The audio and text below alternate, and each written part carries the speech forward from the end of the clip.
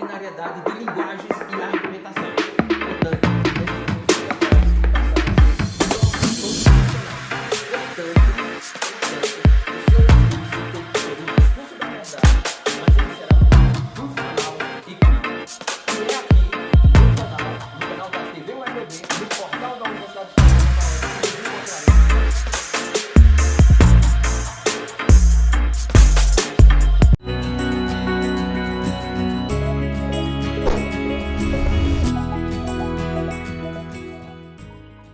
olá a todos e todas, eu sou Luciano Nascimento e estamos de volta com a aula ou videoaula da disciplina Linguagem e Argumentação Jurídica. Portanto, você, todos e todas os estudantes do CCJ-UEPB, do Centro de Ciência Jurídica da Universidade Estadual da Paraíba, acompanham agora a aula da disciplina Linguagem e Argumentação Jurídica.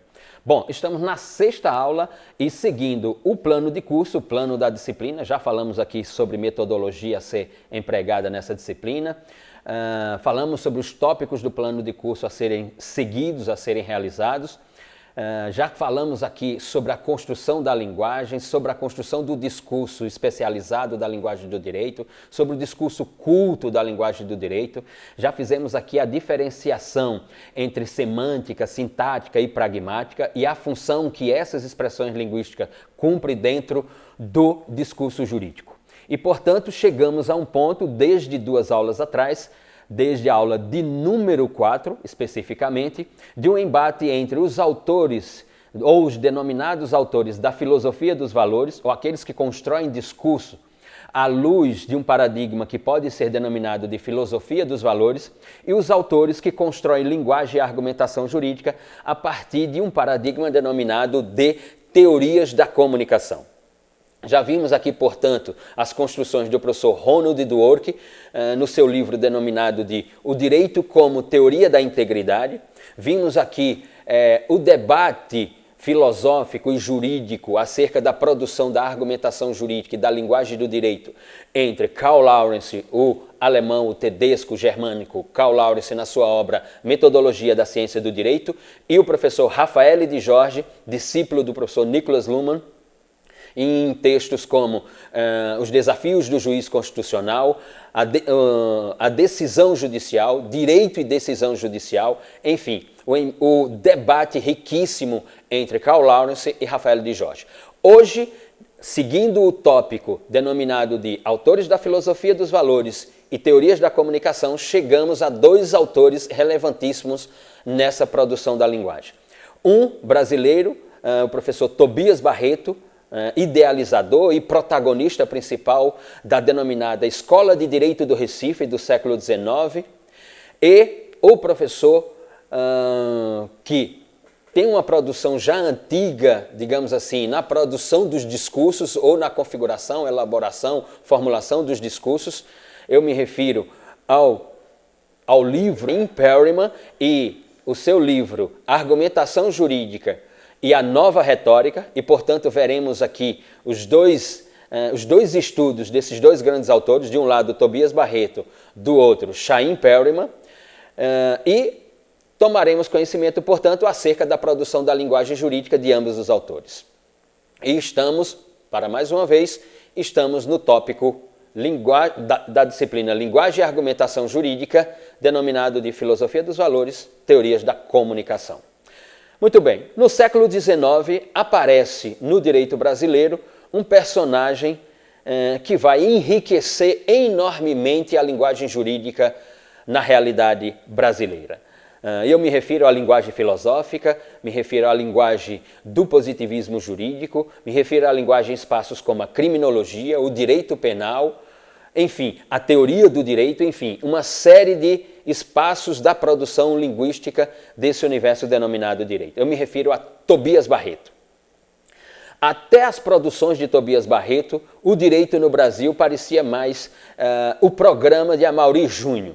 As pessoas iam para mostrar o seu cabelo novo, iam para mostrar o vestido que tinham comprado em Paris, iam ao curso de Direito para mostrar o sapato novo que havia comprado pela sua passagem pela cidade de Lisboa, enfim. Iam para mostrar a sua estética. Ideia, cognitividade, zero. Mas aí aparece Tobias Barreto na Faculdade de Direito do Recife, a primeira faculdade de Direito do Brasil, fundada em 11 de agosto de 1827.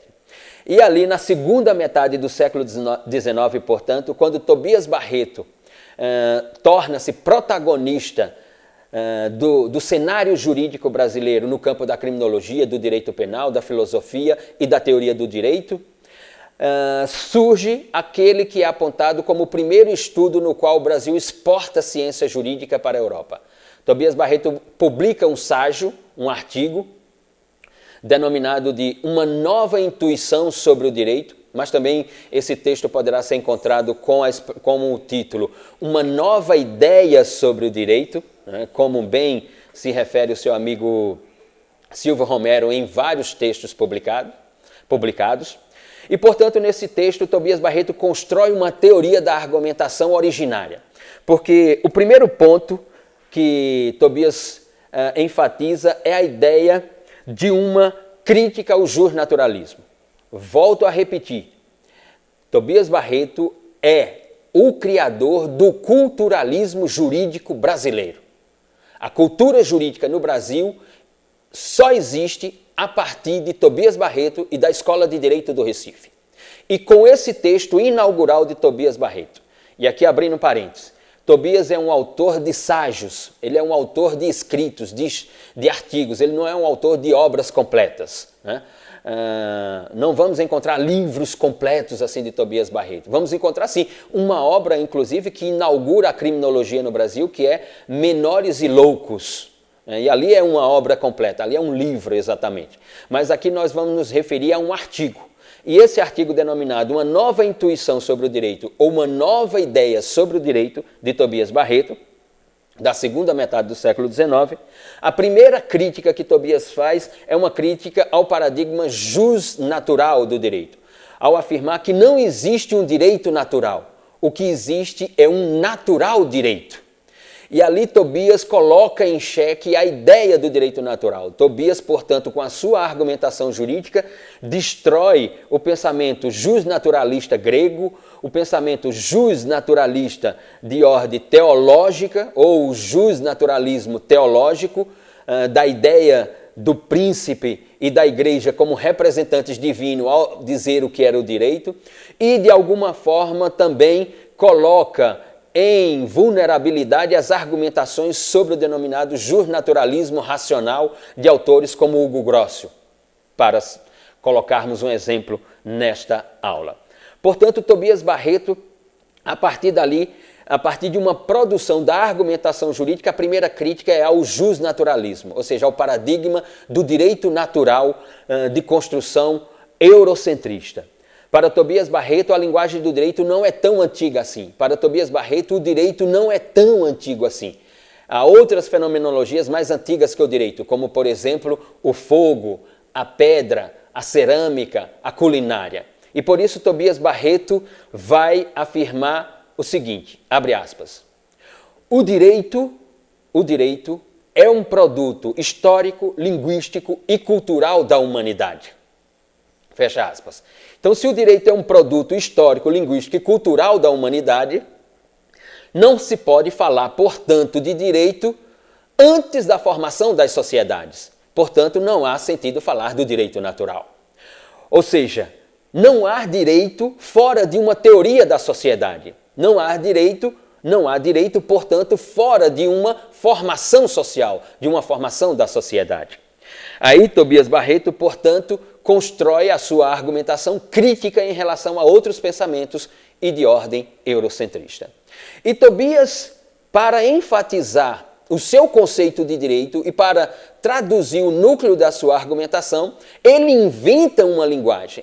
Ele constrói um brocardo, né, através da ideia linguística latina, para traduzir, portanto, o que é o direito na sua cognitividade. E aí Tobias então diz, abre aspas, serpem isem serpet comederet nofit drago.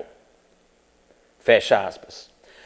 Tradução, a serpe que não devora a serpe não se faz direito. A força que não vence a força não se faz direito. O direito é a força que matou a própria força. E Tobias Barreto vai usar, por exemplo, o momento histórico como plataforma de exemplo, o momento histórico da Revolução Francesa. De um lado, uma serpe, a Sociedade Medieval Eclesiástica Europeia. Do outro, uma reunião de pessoas que podem ser nominados de comerciantes, liberais, burgueses, eclesiásticos dissidentes da Igreja Católica, e que queriam um modelo de sociedade que nominaram de sociedade moderna. Então ali eu tinha uma serpe de um lado e uma serpe de outro. Ou seja, a serpe que não devora a serpe não se faz dragão. A força que não vence a força não se faz direito. O direito é a força que matou a própria força. Ora, então Tobias Barreto mostra, tanto do ponto de vista teórico, quanto da conformação ou da elaboração ou do dado empírico, o seu conceito argumentativo, jurídico do que é o direito. Para em seguida afirmar, portanto, que o direito é um cosmos de força. Mas Tobias vai utilizar uma outra expressão linguística original na produção linguística e argumentativa do direito. Ele vai dizer que o direito é um cosmos construído no qual tem toda uma operacionalidade, mais do que isso, funcionalidade e operacionalidade, que podem ser traduzidas pela seguinte expressão: cosmo del fieri, ou, como dizia Tobias Barreto, cosmo della legge del fieri. Ou seja, para Tobias Barreto, o direito é um cosmos regido pela lei da força. Agora, a lei da força aqui para Tobias Barreto é a linguagem e a cognição. Não é a linguagem, não é a força física, é a força das palavras, é a força das expressões, é a força da construção do discurso jurídico. Por isso ele vai utilizar a expressão legge del fieri, ou seja, de uma lei da força. A lei da força aqui é a linguagem. Tobias Barreto enfatiza, portanto, esse cosmos do direito.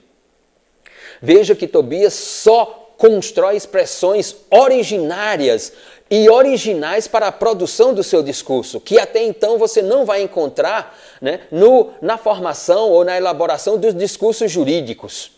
Ele é um inventor de expressões que vão traduzir a sua produção argumentativa jurídica. Por fim, Tobias Barreto vai afirmar que a produção do discurso jurídico tem que se dar por uma metodologia interdisciplinar. Obviamente que ele não utilizou a palavra interdisciplinar. Ele é inaugurador de uma série de expressões, como, por exemplo, a ideia de que o direito teria uma função e não uma finalidade. Quando nós vamos apenas identificar a palavra função no discurso jurídico, a partir do final da primeira metade do século XX, no pensamento europeu germânico, por exemplo, com a ideia na Alemanha do funcionalismo, do paradigma funcionalista do direito, ou nos Estados Unidos, com autores como Pensam, que vão afirmar, por exemplo, né, a ideia de uma sociedade funcional. Então, a palavra função no discurso jurídico, que Tobias Barreto vai utilizar no século XIX, ela só aparecerá no final da primeira metade do século XX, na sociologia americana e no discurso também sociológico e jurídico alemãs. Então, ele é um inaugurador de palavras, ele é um inventor de palavras, na verdade, para traduzir a sua ideia de argumentação jurídica. E, portanto, a ideia interdisciplinar que Tobias Barreto sustenta para o discurso do direito é quando, neste artigo, que poderão encontrar esse texto, uma nova intuição ou uma nova ideia sobre o direito, dentro de um livro chamado Estudos de Direito, que foi organizado pelo seu amigo Silvio Romero e publicado em 1879. Tobias Barreto já dizia, na segunda metade do século XIX, o seguinte: a linguagem do direito cheira a mofo. A linguagem do direito parece aquele sofá velho que nós temos na sala. E ele vai acrescentar: no próximo século, o direito necessitará de novas linguagens e só poderá fazê-lo se apropriando de linguagens de outros espaços científicos, como da antropologia, da filosofia, da ciência política, da sociologia.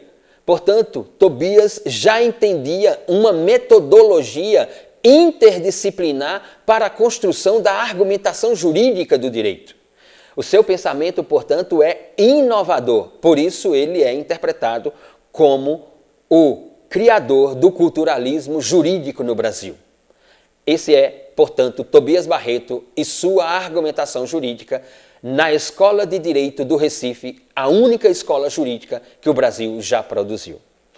Muito bem, e aqui ele, sem dúvida, tem que ser nominado de um autor dentro das teorias da comunicação, dentro das teorias da linguagem, e não da filosofia dos valores. E do outro lado, como dizíamos no início dessa aula, do outro lado, o professor Chaim Perryman, com a sua obra Argumentação Jurídica e a Nova Retórica. Ora, para Perryman, a produção do discurso jurídico vai se dar, portanto, por algumas estruturas linguísticas ou por algumas premissas linguísticas, digamos assim, como identificar o núcleo da argumentação jurídica, e aí, lembra Tobias Barreto, a função da argumentação jurídica como sendo a função da persuasão, ou seja, a função de construir uma persuasão do intérprete da norma, do julgador, do juiz, do magistrado. Então, a argumentação jurídica teria essa função, persuadir o julgador. Persuadir um julgador que, para uma série de autores, segundo Perryman, vai ser uma construção argumentativa entre o que é verdadeiro e o que é falso. Só que o direito, como uma fenomenologia no campo das ciências sociais, constrói conceitos fracos, ao contrário de outras ciências, como as ciências exatas, biológicas, como as ciências da vida, que constroem conceitos fortes. Só que, na ideia de Perryman, o direito consegue construir uma alquimia, ele consegue realizar uma alquimia. Ele consegue transformar o que é fraco em termos de conceito em fortalezas. Por quê? Porque serão linguagens que terão sentido unicamente dentro da linguagem do direito, ou seja, dentro do discurso jurídico. Só que, para Perryman, há que se ter atenção a algo que é fundamental na produção do discurso e, portanto, da argumentação jurídica.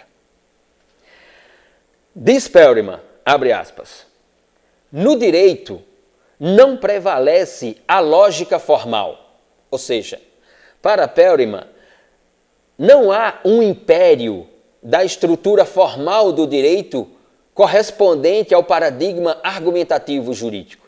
Ou seja, não há uma imperatividade da estrutura normativa do direito. Volto a repetir. No direito não prevalece uma lógica formal, mas a lógica argumentativa. Ou seja, o que prevalece no direito é o discurso, é a argumentação, e não uma estrutura normativa, não uma estrutura dogmática, não uma estrutura formal que dá a sustentação ao direito. O que dá a sustentabilidade ao direito é a produção argumentativa persuasiva do intérprete da norma, ou seja, a persuasão do julgador. Então, no direito, não prevalecendo uma lógica argumentativa, não prevalecendo uma lógica formal, mas sim uma lógica argumentativa, que a lógica argumentativa é aquela sobre a qual não existe propriamente uma verdade universal. Porque na produção da argumentação jurídica, cada um tem sua verdade. A acusação tem a sua verdade, a defesa tem a sua verdade. Portanto, a teoria da argumentação jurídica é a construção de uma tese que inicialmente não é, do ponto de vista da sua completude, aceita. Mas sim, a argumentação jurídica é a reunião de teses sobre determinados fatos ou sobre um determinado fato acontecido. Portanto, a argumentação jurídica ou a lógica argumentativa é aquela em que não existe propriamente uma verdade universal, uma tese aceita por todos, em qualquer circunstância, como é, por exemplo, na física, como é, por exemplo, na matemática. A teoria da argumentação é a produção de uma reunião de teses sobre uma determinada realidade, sobre uma determinada realidade conduzida ao universo do direito, levada ao universo do direito. E, portanto, quando essa realidade é jogada no universo do direito, sobre ela se reúne uma série de teses. Mas só quando o intérprete da norma, o juiz, o magistrado, prolatar a sua decisão, der a sua versão e, portanto, mostrar através de um instrumento chamado sentença, de um instrumento jurídico, um documento jurídico nominado de sentença, só com esse ato judicante do juiz, do julgador, do intérprete da norma, é que nós teremos a verdade ou a realidade do direito. Por isso vai dizer Perelman, no processo penal se trata ora de verdade real, ora de verdade jurídica, enquanto que no processo civil se trata de uma verdade formal. Mas uma verdade formal que sem a argumentação ela não vai prevalecer. Ela só aparecerá como verdade formal à luz da ideia da produção argumentativa apropriada pelo julgador, o intérprete da norma, e decidida no caso concreto. E aí, depois dessa fase, Chaim Perelman constrói uma espécie de tutorial da produção da argumentação jurídica. Como aquele que produz a argumentação jurídica deve produzir numa espécie ou numa categoria de ordem do discurso, de uma moldura do discurso, vai dizer Perelman. Com o seguinte tutorial, digamos assim. À luz dos casos simples, o produtor da argumentação jurídica deve alongar o discurso, né, e jogar a conclusão para o último estágio da produção do discurso. Ou seja, quando estivermos à luz de um caso simples, de um caso de fácil resolução para o intérprete da norma, o produtor da argumentação jurídica deve alongar o discurso. Ao contrário, se o caso é complexo, o produtor da argumentação jurídica, o argumentador, digamos assim, deve antecipar as conclusões para jogar o caso para o intérprete e o julgador, portanto, decidir no caso concreto. A produção da linguagem, em um terceiro estágio desse tutorial, tem que ser concisa e concreta acerca do fato acontecido e não acerca da estrutura formal. A ideia de concisão e de concreteza do discurso da argumentação jurídica não é direcionada à estrutura formal do direito, mas direcionada a si própria, à produção da argumentação jurídica. E, finalmente, essa linguagem jurídica para Perelman tem que ser uma linguagem conectiva. Em primeiro plano, a versão sobre o fato acontecido. E o segundo, a busca de um amparo normativo formal que construa a conexão entre realidade fática e realidade jurídica, fornecendo esse extrato, portanto, ao julgador, ao intérprete da norma. E essa conectividade entre fato e estrutura formal do direito, na produção da linguagem, tem que se dar por um discurso interdisciplinar, por uma reunião de saberes, seja sobre o acontecido, seja sobre a estrutura formal. Essa é, portanto, a nova retórica de Chaim Perelman. Para Perelman, o discurso jurídico é retórica. E aqui nós concluímos essa sexta aula da disciplina Linguagem e Argumentação Jurídica. E não esqueça de se inscrever no canal da TV UEPB no YouTube. Não se esqueça de seguir a TV UEPB no Instagram e dar seu like lá no Instagram nas aulas dos diversos professores da Universidade Estadual da Paraíba e curtir e também adicionar a TV UEPB lá no seu perfil de Facebook. Portanto, siga, curta, dê like, se inscreva nos perfis da TV UEPB, nas redes sociais, no mundo digital, no mundo da rede de computadores ou na rede mundial de computadores. Em breve voltamos com a sétima aula de linguagem e argumentação jurídica.